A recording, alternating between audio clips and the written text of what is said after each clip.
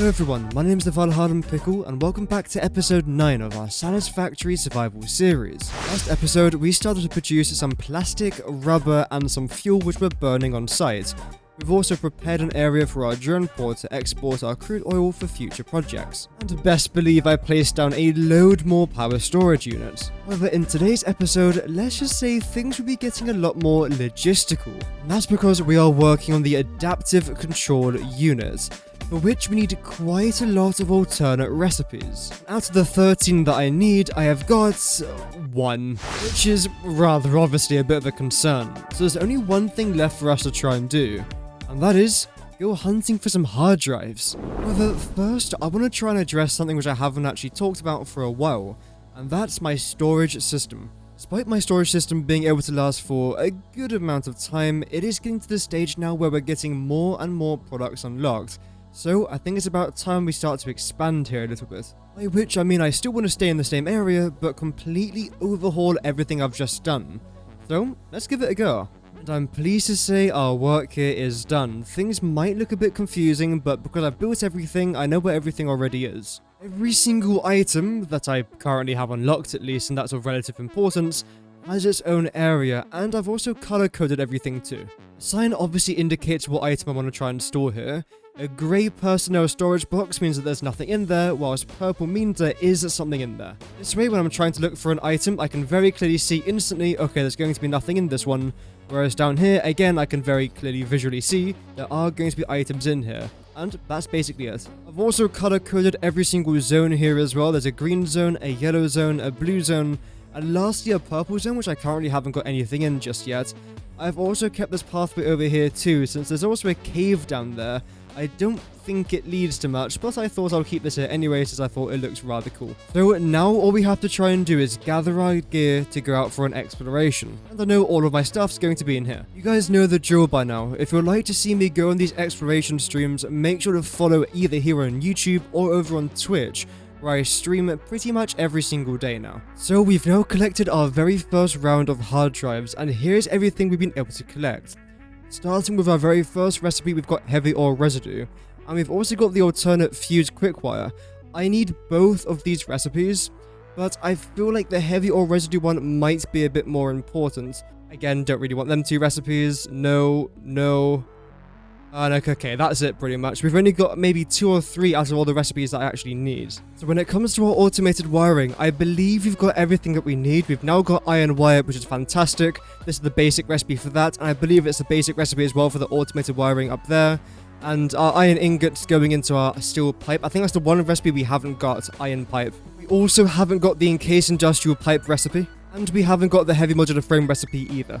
Despite us seeing the reinforced iron plates, we weren't able to actually get the recipe because we chose something else instead, and we haven't got our modular frame recipe either. We haven't got our circuit board recipe, we haven't got our pure copper ingot recipe, and lastly, we haven't got our computer recipe, so we are still missing a lot of stuff here. But you know what? That's completely fine. And since we're here, I might as well show you guys the work I've been doing on our power storage tower. I have made quite a lot of progress since the last time I showed you guys this, so I thought I'll give you guys a very quick run through. I've made the tower a little bit taller, but I've cut out chunks here and there just to try and give it a slightly more unique shape, and I'm rather happy with the way it looks now. Alas, that is not the point of today's video, so let's continue exploring. And after exploring for a little bit, this is what we were able to collect. It's not fantastic, but you know what, it'll do. We were also able to get a few more hard drives, so let's go through them. Yes, crystal computers, fantastic. That felt like we got a lot of recipes there that we're in desperate need of. So let's add up the tally and let's see how many more I'm still left to get. So it seems that the only recipe I'm missing is the encased industrial pipe alternate for the encased industrial beam. Otherwise, we have got everything that I wanted. So the very first thing that I want to start working on is the automated wiring. But you know what I'm about to say? Guess what?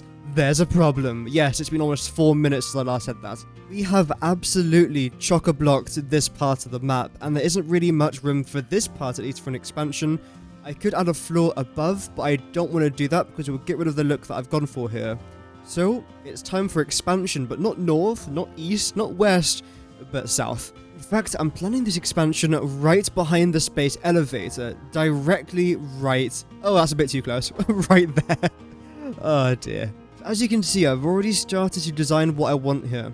So this is most likely going to end up going, and we'll be replacing that with one of those. This is going to be a logistics floor, which I'm sure I'm going to need.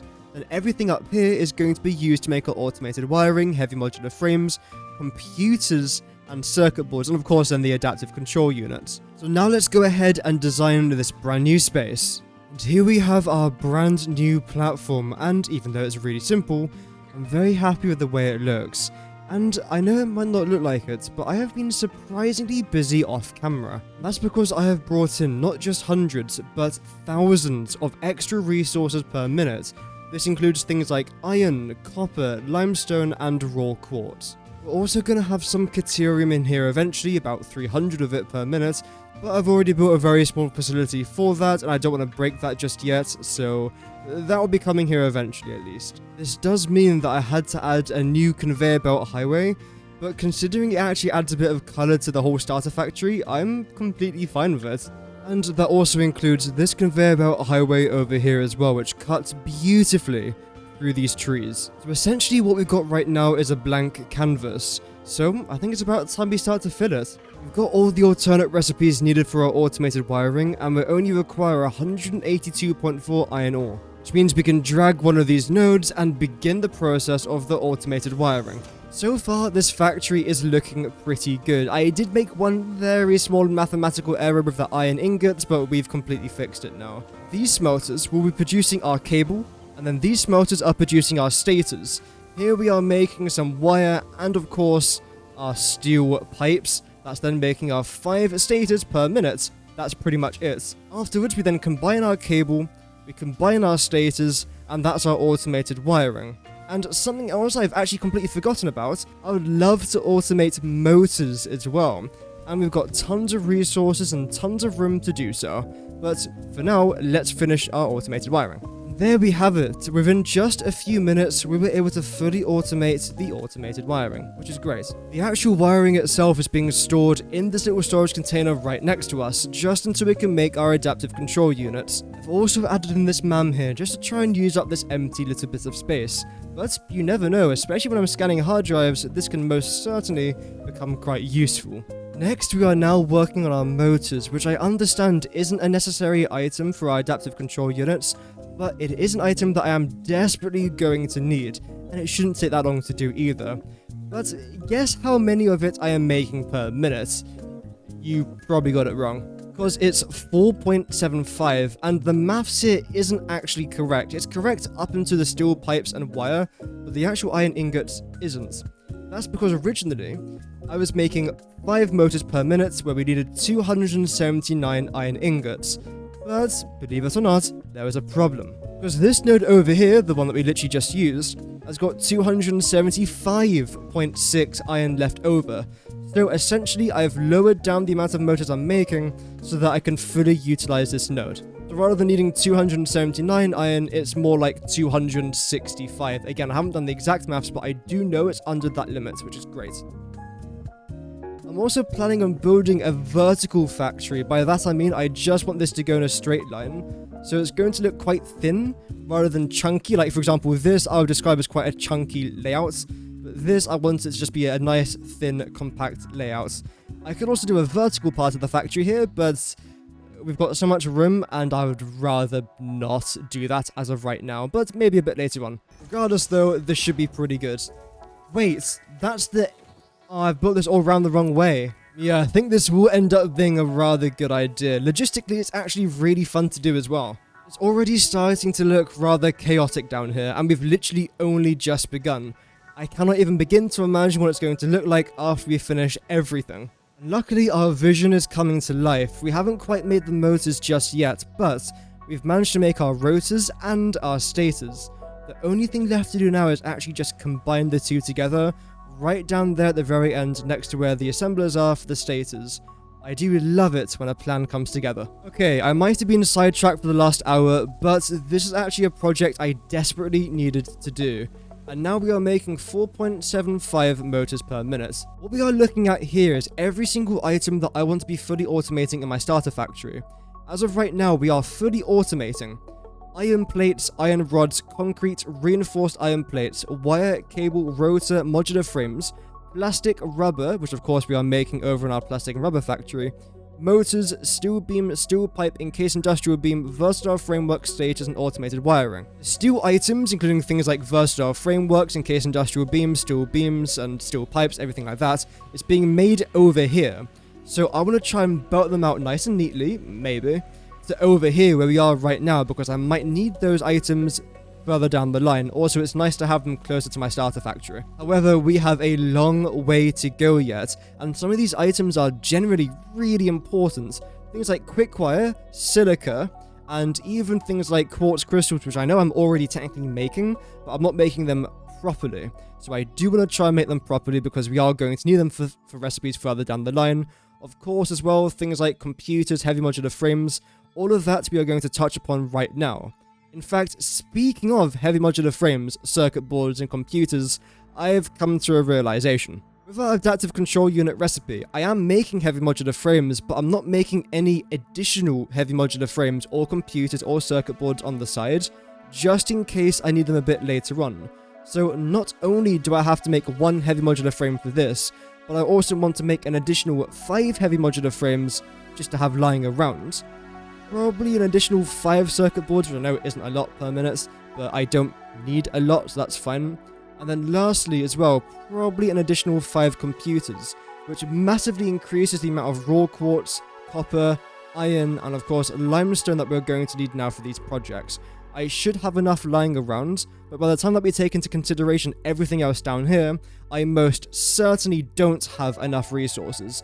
So we're going to have to import some from somewhere, but that's not today's problem. But today we are just focusing on the adaptive control unit, so those other items that I mentioned, including the computers and heavy modular frames, are gonna have to wait into our next episode. Something else that I most certainly want to try and touch on today is dimensional depots, and I know I brought this up in a video a while ago and I haven't done anything since. We've reached that stage now where I most certainly am starting to need them. On a stream a few days ago, we were able to get the manual depot uploader. What this basically means is that I can finally upload items from my inventory to the dimensional depot, which makes exploring fantastic and also building as well, which is, of course, a fantastic feature.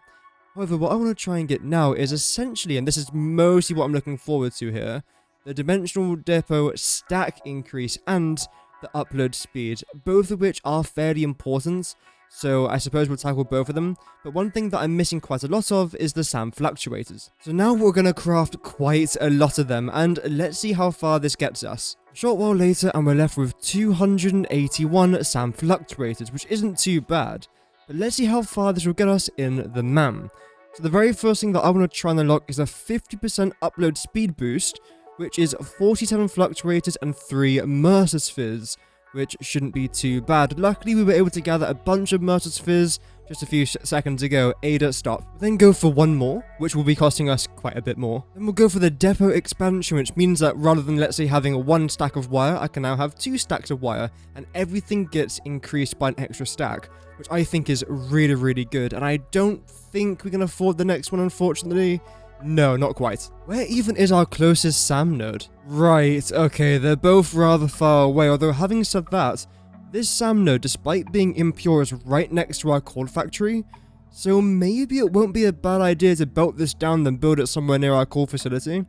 Again, we have also got one more node over here as well, and it's a normal node, but it's a bit further away than everything we built so far. We do need more fluctuators though. That's completely fine because the additional upload speed has massively helped us out here. Well, everything was going fine, but I just realized I haven't got my encased industrial pipe recipe. Oh well, that's completely fine. All I have to do is just continue building everything out, still place down the machines for the encased industrial pipe, and then when I unlock the alternate recipe, I can just add it into there. I mean, it's a little bit annoying, but overall, it's not too bad. I don't know why, but I was really trying to fit this factory into this small little square, and surprisingly, we managed to do it, just about, not including the manufacturer. Instead, I've given the manufacturer, the place where we're making the actual heavy modular frames, its own little block because I think it looks really cool just by itself. I honestly can't tell if this is a lot of machines or not a lot of machines for what we are making, because again, on one hand, we are making heavy modular frames. This is not like an easy item to make, especially early game. But on the other hand, we're only making 1 per minute, and these recipes that I've chosen are actually fantastic, especially in comparison to the regular recipes. Having said that, we did run into another problem. I know, another one. It turns out I haven't actually got the alternate recipe for the modular frames, so I've got to go find that in my spare time, but that's now 2 recipes that we are missing. Modular frames and the encased industrial pipe. Alas, the progress today has been good, so I do want to try and move on to the very last thing that we need to try and do today, which is the computers and the circuit boards, which I'm hoping isn't going to be too difficult. Oh, and for a better understanding of what we literally just did, these are the 3 recipes I can't make. The heavy modular frames, because I haven't got the recipe for the modular frame, and the encased industrial beam. And this is what we are moving on to, and I believe I've got every single one of these recipes, so this should be far simpler than what we just made. In addition to making this particular area here for the heavy modular frames, I've also added an equipment workshop just to try and fill the space, but most importantly, I've also added a ramp going down to our logistics floor.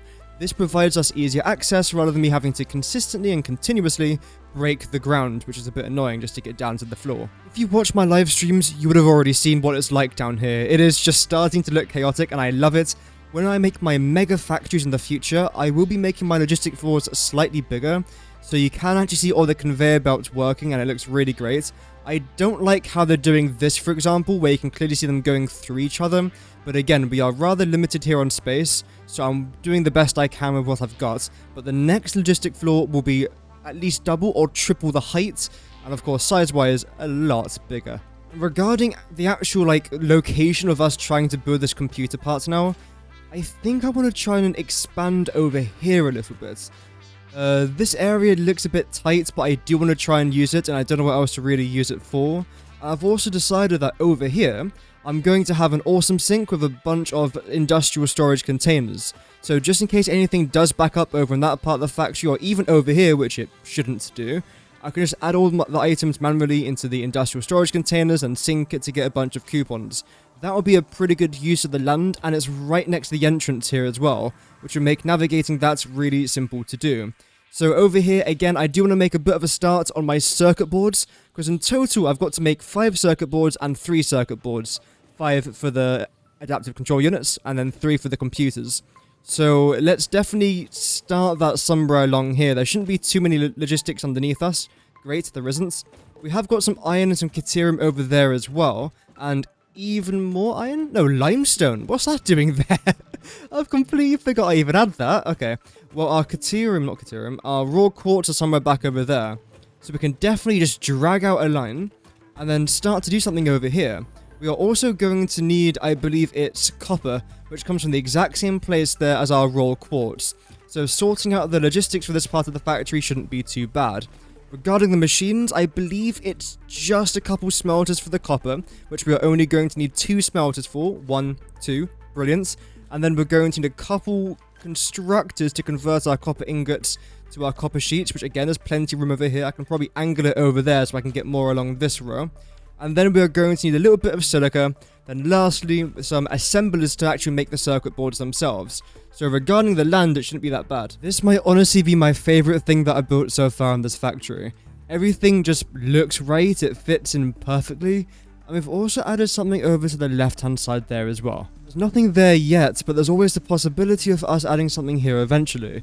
And I wanted to leave these trees intact because we did have to chop down quite a few where I built out this foundation. So I wanted to leave a couple just to give us that little greenery that I absolutely love in the northern forest. Despite this particular part of the factory being a little bit tucked away, it still produces the exact amount of resources that we need, which overall makes this rather efficient. Everything in green is what we just done there, so now we have to move on to our crystal oscillators and our computer. And this particular area here should be more than enough room to be able to build this. And in this tiny little area, we are producing our circuit boards, crystal oscillators, and computers. And overall, it didn't really take that much room. Of course, I had to self-isolate the manufacturer. I feel like it looks better by itself. I also feel like the concrete floor mixing with the asphalt for the machines also works quite nice as well. I was unsure about that, but overall, again, not bad. Other than the recipes that we are missing, that is basically it for the adaptive control unit. In Zone 1, we are making our automated wiring. In Zone 2, we are then making our heavy modular frames. Zone 3 is for our circuit boards, and then lastly, we have probably the smallest zone of them all, Zone 4, which is making our computers. In fact, the biggest block out of everything we've built so far is for our motors, the one thing I am not needing for my adaptive control units, but having said that though, again, we still desperately did need it. Unfortunately though, because we are missing those two key important recipes for the heavy modular frames, we can't make our adaptive control units, not until we've got the recipes at least. So, you know what that means. We have to go get the buggers. Oh dear, this is gonna take forever, isn't it? Oh well. And finally, after about 3.5 hours later, we have managed to find the two recipes that we needed, so that's a massive relief. This means that we are now making our heavy modular frames, and it also means that we are now producing every single item I need for the adaptive control units, so there's only one thing left to do. And that's to plop it in right here. I have sort of like moved everything around in this particular part of the map, and I think that's kind of okay, I don't necessarily mind that, but I do want to try and get this down. And just like that, we are now producing our adaptive control units, which means that our work here is done, for now, because I've got a couple crazy things planned off camera. And as dawn breaks, that is where we are going to leave it for today. Thank you very much for watching, liking, and subscribing, and I hope that you guys are enjoying the series so far. I'll see you in the next episode. Goodbye.